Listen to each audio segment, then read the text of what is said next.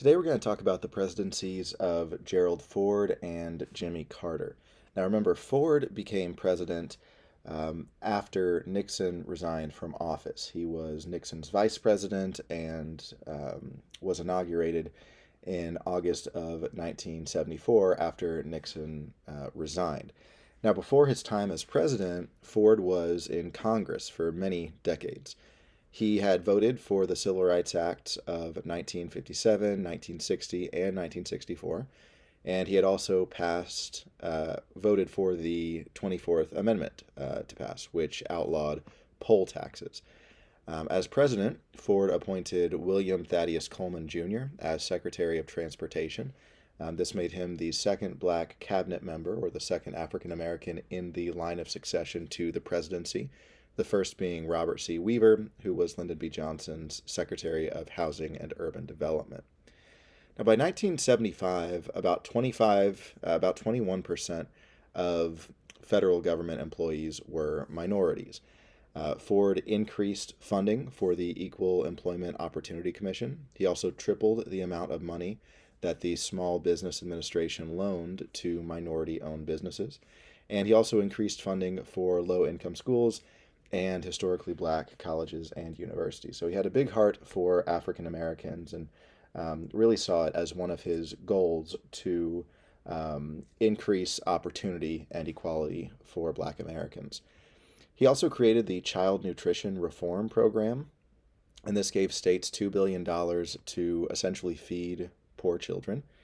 And then in 1976, Gerald Ford officially recognized February as Black History Month, which it has been ever since. Now, during Ford's 2.5 year presidency, he attempted to continue Richard Nixon's Cold War policies of openness with China and détente toward the Soviet Union, but unfortunately was not quite as effective as Nixon had been. The economy was also suffering during Ford's presidency. You had out of control inflation, and Gerald Ford's plan, which was called Whip Inflation Now, or WIN, urged Americans to essentially buy less and save more. And there were even WIN buttons and hats and flags trying to encourage people to have more responsible spending habits. And while this was very well intentioned, it really didn't do anything to help the languishing economy because if you buy less, that's less money going into the economy. Businesses are making less money, and so it didn't really help the economy at all. Now, during his 1975 State of the Union address, Gerald Ford said, "The state of the union is not good." Now, this is very rare for a president to be so candid about a negative time that the country is going through. During every State of the Union, a president usually says the State of the Union is something. For example, the State of the Union is good, the State of the Union is strong, something like that. But here, when Ford said the State of the Union is not good, he was being very, very blunt about what the country was going through. Unemployment and inflation were rising. We had an energy crisis developing because we weren't able to get oil from oil producing countries as much as we needed. The U.S. had become dependent on foreign countries for essential goods like oil, and things were not going in the right direction. And so Ford really wanted to turn things around. Now, global affairs at this time, you have a lot happening in Africa. So, following World War II, Africa experienced a time of decolonization in which European nations left the African countries that they had previously controlled as colonies. And the 1970s is when that concluded.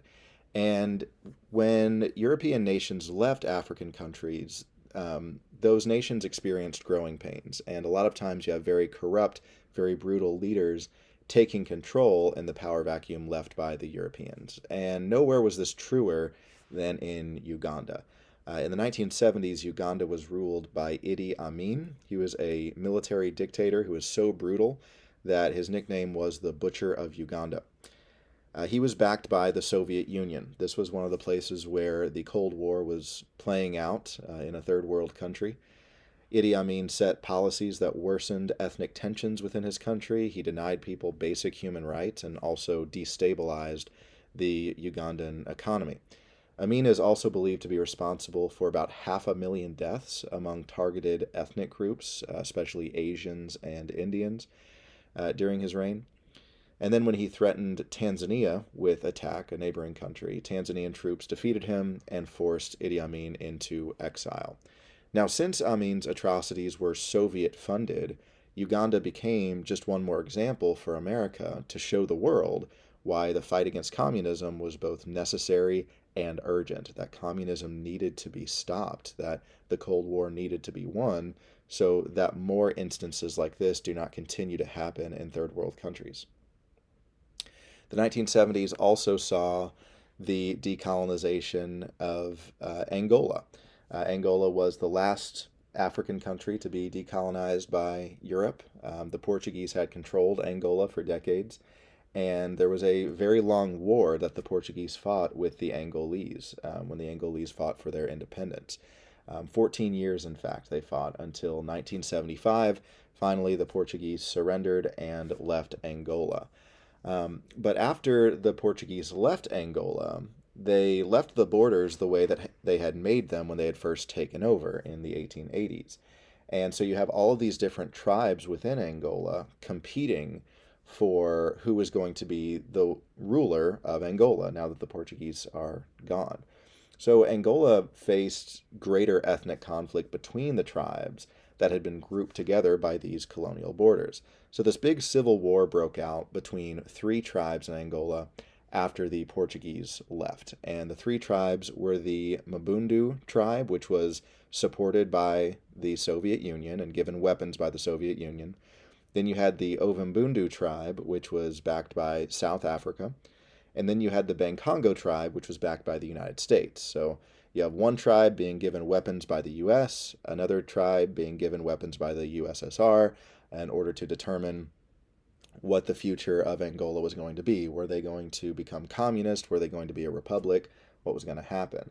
So this was another place where the Cold War played out, where American weapons and Soviet weapons were facing off on another third world battlefield.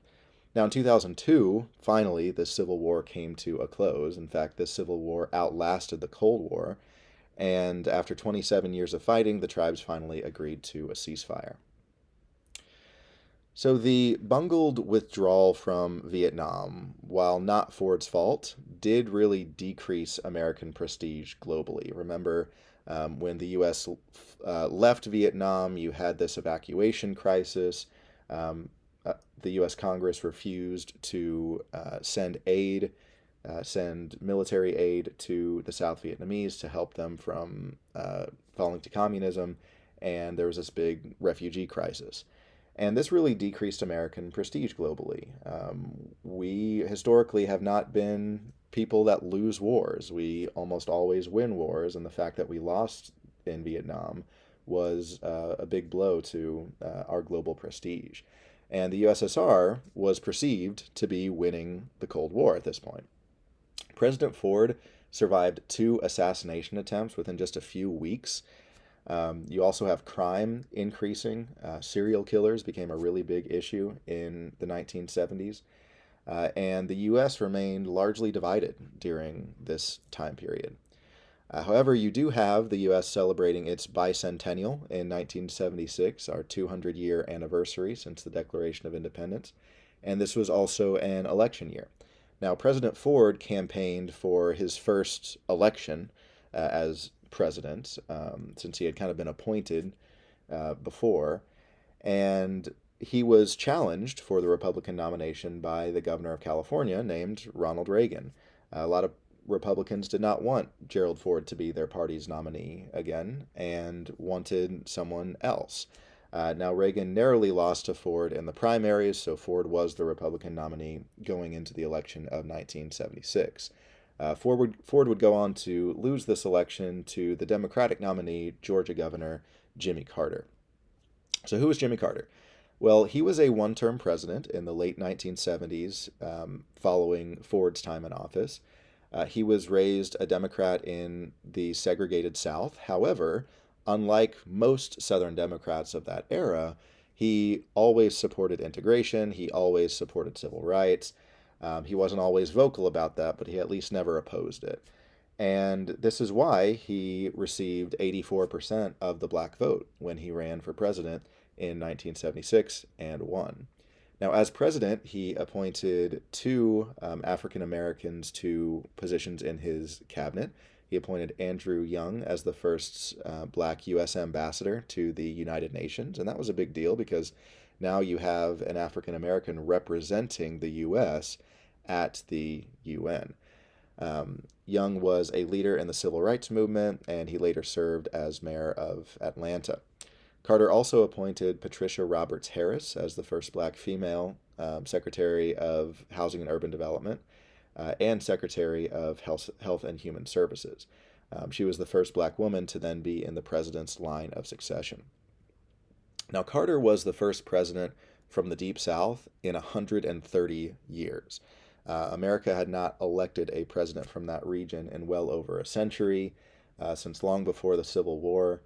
And his prominence as a non racist Southern Democrat really showed how far the Democratic Party had come. The Democratic Party, that historically had been the party of slavery and segregation, had evolved to the point where they no longer advocated for such things.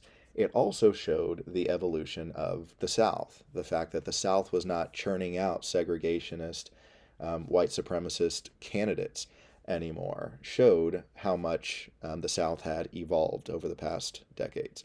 In fact, 19-year-old Barack Obama cast his very first vote for Jimmy Carter in 1980. Now, unfortunately, the economy, which was bad during Ford's presidency, continued to do very, very poorly during the Carter presidency and even got worse. And this caused the black unemployment rate in particular to rise to 15%. This caused many Americans to feel that, yes, while black people had had many moral victories, their economic situation had not really changed much since the days of segregation, and that was still an issue that needed to be solved. Now, in 1961, John F. Kennedy had issued an executive order that said the federal government needs to, quote, take affirmative action to ensure that applicants are employed and employees are treated during employment without regard to their race, creed, color, or national origin. Then, during the 1960s and 1970s, so-called affirmative action policies were then implemented that created racial quotas both in hiring and in college admissions, which essentially said businesses have to hire a certain percentage of non-whites, a certain percentage of women, etc. Same with college admissions. It says things like a college's student body can't be more than 80% white, etc. And in these cases, minorities were given preferential consideration for both jobs and acceptance into universities. One of these policies, called the Philadelphia Plan, which was supported by Richard Nixon, required government contractors to hire a certain number of minority workers and women in order to continue to receive federal funding. Now, the goal of affirmative action was to help historically disadvantaged groups to get ahead in jobs and education. It was very good intentioned.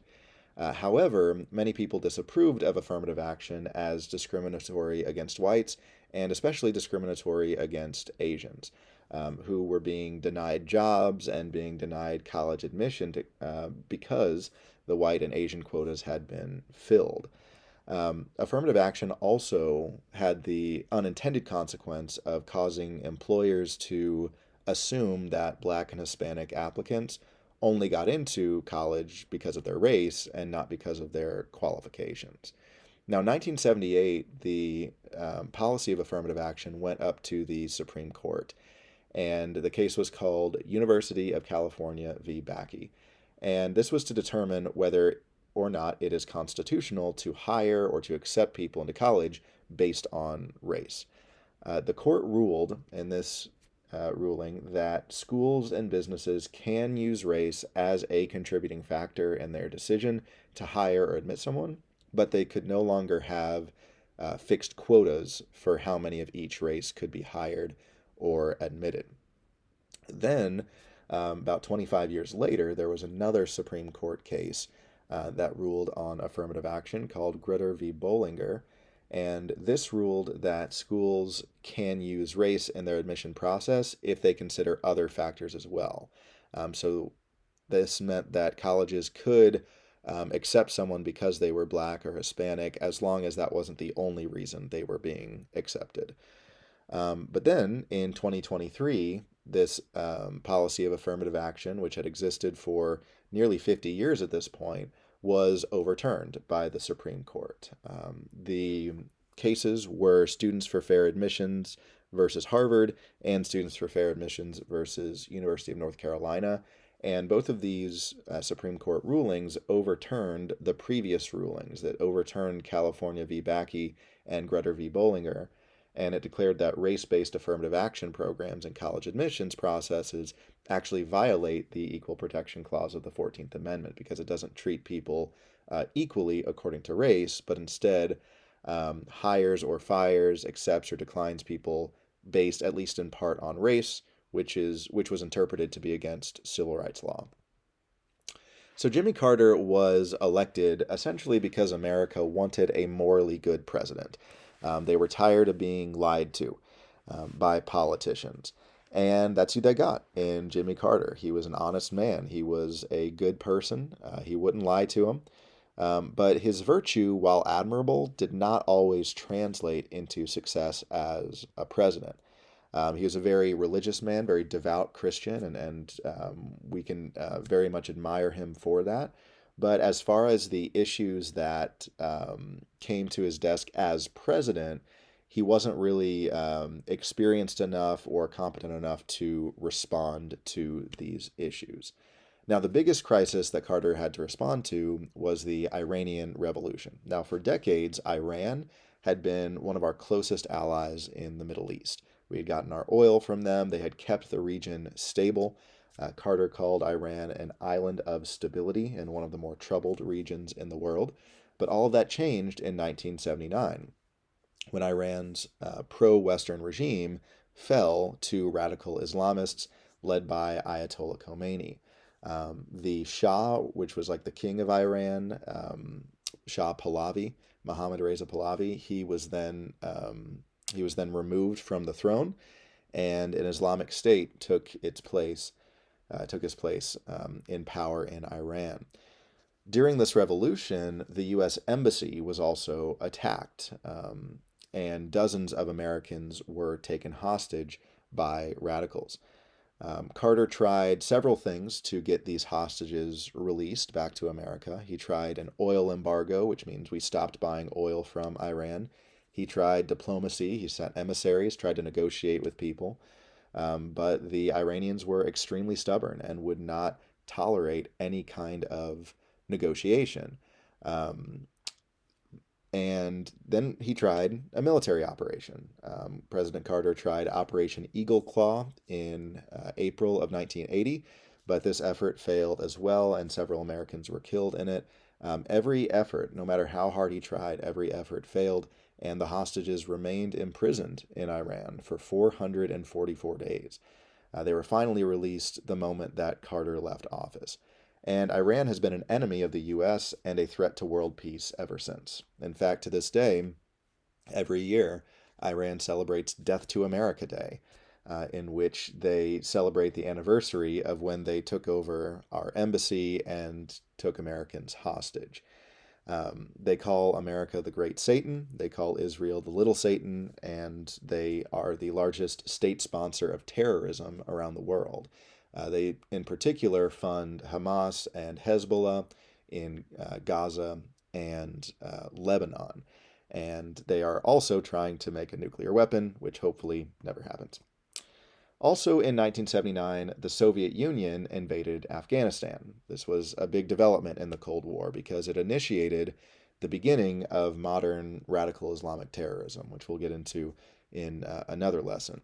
But Carter responded to this invasion by boycotting the Olympics, which were coming up the very next year in 1980 in Moscow. And he basically said, we're not going to come to the Moscow Olympics, and many other nations boycotted it too, to the point where the 1980 Olympics were basically the communist Olympics. Most of the countries who attended were Eastern European, Asian nations that were communist, and most of the free world removed themselves from those Olympics. Now, there was also an oil crisis in the late 1970s. This was due partially to poor relations with oil producing countries like Iran. And because of that, you have the price of oil and gasoline doubling over the course of a few months. But not only was the price of gas a problem, but the availability of gas was a big problem too. You had gas lines being a major issue in American cities. People couldn't find enough gasoline, there wasn't enough to go around for a long time. So Carter's time in office was defined by international crises like the Iran hostage crisis, which lasted from 1979 to 1981. And it was also defined by economic crises like what was called stagflation, a stagnant economy combined with inflation. Now, one success that Carter had was in negotiating the Camp David Accords of 1978. Now, ever since Israel had become a country in 1948, all of its neighbors, all of the Arab countries around it, every other country in the Middle East, did not recognize it as a nation, did not have diplomatic relations with it, essentially said, Israel does not have a right to exist. We want to wipe it off the face of the map and repopulate it with Palestinians. Well, Jimmy Carter said, I think we can change that. I think we might have an ally in the president of Egypt, who was named Anwar Sadat. He believed that he was willing to negotiate, and he said maybe we can make progress toward peace in the Middle East here. So Israeli Prime Minister Menachem Begin and Egyptian President Anwar Sadat met with Jimmy Carter at Camp David in Maryland, and they came to a peace agreement. Over 13 days, they negotiated and came to an agreement in which Israel gave up some territory that they had won from Egypt in a recent war, and Egypt, in response, became the first Arab country in the world to recognize Israel's right to exist. This was a huge step to world peace and to Israel becoming recognized globally as a sovereign nation. Now, Anwar Sadat paid a big price for that. You had radical Muslims in his country taking issue with the fact that he recognized Israel, that he made a compromise with the Jews, and because of that, he was assassinated a couple years later. Now, since then, since Carter made this historic first by convincing Egypt to recognize Israel's existence, since then, 5 other Arab countries have recognized Israel as a sovereign nation. Jordan came to recognize Israel as a sovereign nation in 1994. This was negotiated by Bill Clinton. And then in 2020, with the Abraham Accords negotiated by Donald Trump, you have Bahrain, the United Arab Emirates, Morocco, and Sudan also joining in recognizing Israel as a sovereign nation. Carter also convinced Communist China to start permitting Bibles and churches in their country again for the first time in 30 years. So there were some really good points to Carter's presidency. It was not a total failure. While there were a lot of big mistakes, there were some good things to be said too. Jimmy Carter placed the issue of human rights at the forefront of his domestic and foreign policies. Now, human rights are protections guaranteed to all people given by God. Doesn't matter how old you are, doesn't matter what race you are, what religion you are, what gender you are. Everybody has these rights simply because they're human beings. These include the right to worship, right to life, liberty, property, the pursuit of happiness, right to food, right to water, and the right to live in peace. Now, since this was always at the forefront of Jimmy Carter's mind, he took a lot of questions from the press about his views on human rights and what issues he found to be more difficult than others. And when he was asked what issue was the most difficult for him during his presidency, he answered abortion. Now, as a devout Christian, Jimmy Carter stated repeatedly that all abortion is wrong, that it's immoral. And as governor of Georgia, he had set very strict limits on abortion access. However, 4 years before Carter became president, the U.S. Supreme Court changed that law nationally. Before Roe v. Wade, which was the Supreme Court decision in 1973, states had the right to determine for themselves what they wanted abortion rights to look like. If they wanted to outlaw it altogether, if they wanted to permit it at any part in the pregnancy, or if they wanted to restrict it at a certain point. But Roe v. Wade changed that. Roe v. Wade ruled that abortion was now legal in all 50 states, and that states no longer had the right to pass any laws that prohibited any abortions during the first trimester of a woman's pregnancy, which is when most abortions take place. Now, as president, Jimmy Carter said he had taken an oath to uphold the Constitution. And he said, I made that oath before God. And according to the Supreme Court's interpretation of the Constitution, abortion was now legal. And since it was his executive duty to enforce the Supreme Court's interpretation of the Constitution, he begrudgingly felt the need to uphold Roe v. Wade, even though he personally disagreed with it. So this made the issue of abortion particularly difficult for him and for other Christian politicians during this time. And the question then became, how do we decrease abortions within the law? Now, the number of abortions in America skyrocketed after the Roe decision in 1973. Abortion rates doubled within just a few years, and within a decade, approximately 1.5 million American children were being killed in the womb every single year. Abortion became a multi-billion-dollar industry. Corporations like Planned Parenthood began receiving hundreds of millions of tax dollars from the federal government, and abortion clinics went up all around the country. But the places they were put up the most were in predominantly poor and African American communities. And this goes back to the original vision of the founder of Planned Parenthood in 1916, the woman named Margaret Sanger, who herself admitted that she wanted to use abortion as a way of population control, particularly of groups that she deemed to be inferior, groups that she called human weeds. Now, as time went on, pro-choice politicians and activists became more and more extreme.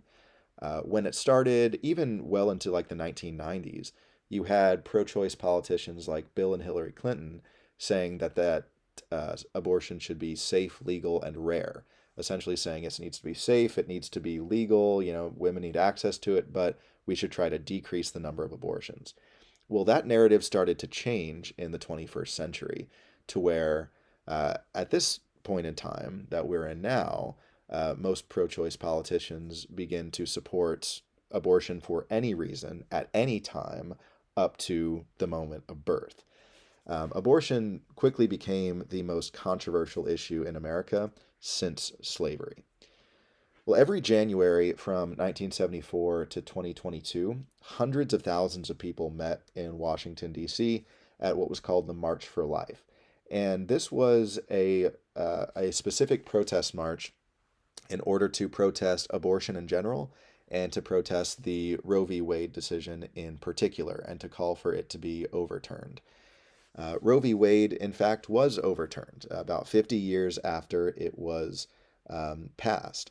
It was overturned by the Supreme Court in 2022 in the decision Dobbs versus Jackson Women's Health of Mississippi. This turned the issue of abortion back to the states where it hadn't been for 50 years.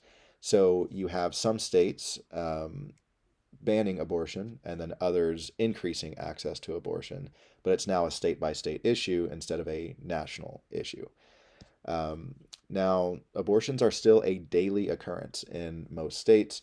Therefore, the March for Life continues to meet every January. It met in 2023 as well as in 2024, and it will likely continue until abortion is no longer an issue in America. Now, the future of this issue is very much up in the air at the moment. The majority of Americans do support abortion in the first trimester. However, the majority of Americans do not support abortion later in the pregnancy, like third trimester abortions. Now, you have some states like South Dakota, for example, have banned abortions entirely, except for in the cases of rape. And then other states like New York allow abortion all the way up until the moment of birth. and they even refuse to punish infanticide. For example, if a baby is born and then killed by the abortionist, or let's say the baby survives an abortion attempt, the baby can then be killed or left to die with no sort of legal punishment against the doctor. Now, abortion remains a critical human rights issue globally, and approximately 70 million unborn children are killed every year via abortion. Now, 70 million people, that's the same number of people who died during World War II. So this would be as if World War II were happening every year with the victims exclusively civilians. So it's still definitely a big human rights issue, even though Roe v. Wade has been overturned. All right, so back to Jimmy Carter real quick. In 1980, Carter ran for re-election. However, he was very unpopular. And that's not because people disliked him personally. Most people believed he was a genuinely good man. They didn't hate him or anything, but just did not believe that he was doing a very good job running the country. And this was due to the stagnant economy, the runaway inflation, high unemployment, the Iran hostage crisis, which was still going on when he was running for re-election in 1980. And so the perception became that the United States was a declining world power, and this during the middle of the Cold War, mind you. And the perception was that the US, our best days were behind us, and we were bound for continued economic and diplomatic mediocrity, that we were never going to be the gleaming city on a hill kind of post World War II superpower that we once were, that our decline had begun.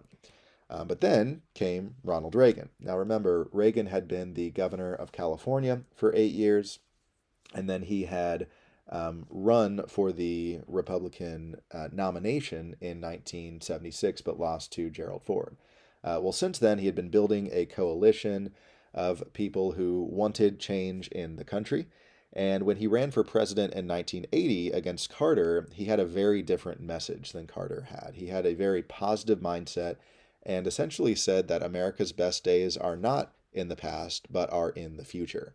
And this inspired many people and really changed the public attitude.